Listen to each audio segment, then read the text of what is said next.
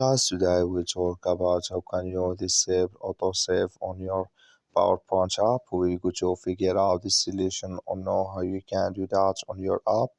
So you just follow this ways and it's going to work with you.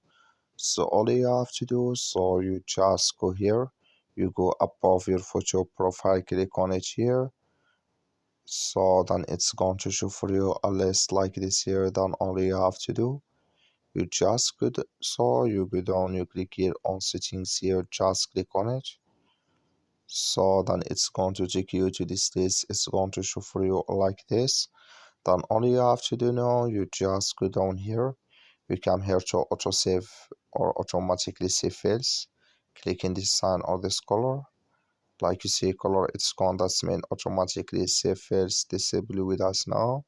So that's all you have to do. Thank you for watching. Don't forget to support us by liking, subscribe.